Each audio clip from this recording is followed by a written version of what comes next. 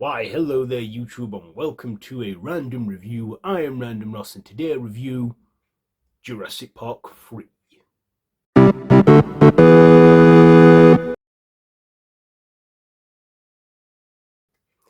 Yep, so we carry on our journey now to Jurassic World Rebirth by reviewing the third movie in the trilogy, the original trilogy.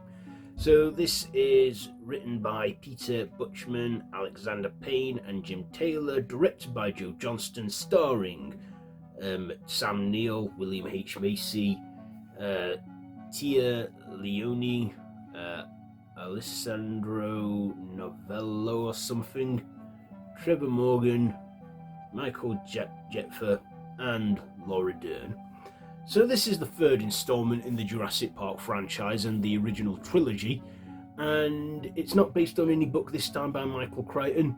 In this one, Dr. Alan Grant is persuaded by a couple to go to Isla Sorna where they want to have a guided tour around the island, only to find out that it was a ruse, that they actually wanted him to take them to the island so that they can find their son that went missing and has survived on the island for 8 weeks, and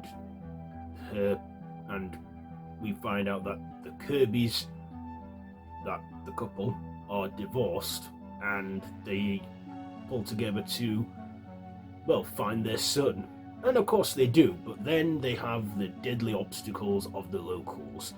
The raptors are on the hunt for them because, Alan's friend Billy was tempted and stole raptor eggs.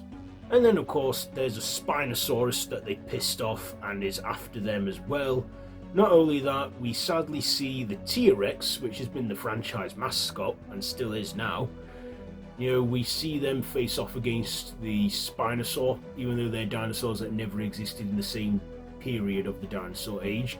Have a face-off, and of course, very suddenly kills the T-Rex, and the Spinosaur takes over as the new antagonist of the movie, even though he was just an animal going about his business. They flew a plane brushing against him and, provoked him and stuff. So then they got to get to the coast of the island to try and get help. But of course, they have a satellite phone which they managed to find from the Spinosaur's excrement after it gets misplaced. And of course, Ellie, calls the Navy and the Marines to save Dr. Grant and the crew, and they all go home with Billy having survived the ordeal with the pterodactyls. And yeah, that's the end of that one. And this one caused the franchise's extinction for a good 14 years before we got another movie from this. So what did I like about this? Well, I like that we got Sam Neill and Laura Dern back. No Jeff Goldblum this time, but we do get a mention of the incident in San Diego. Sam Neill returned as Alan Grant to lead the movie again. I thought was, quite good, and he returned to the role, and this time not liking dinosaurs because, after the incident of the first movie.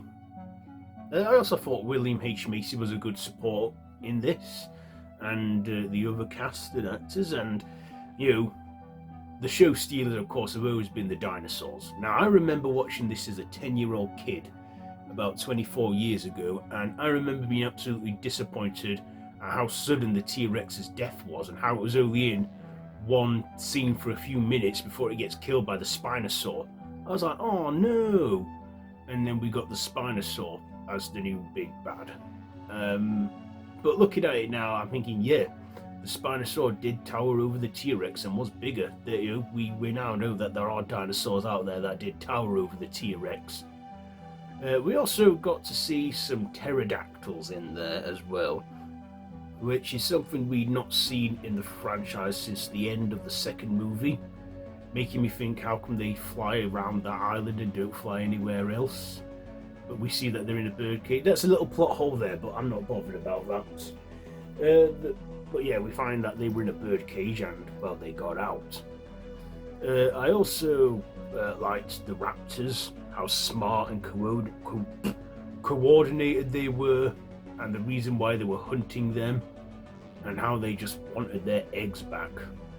You know, the raptors were very interesting monsters in this. You know, dinosaurs. We know the velociraptor wasn't like that. It was the size of a turkey and fluffy and feathery. But still, you know, having scientifically inaccurate raptors, it's a film at the end of the day. Who cares?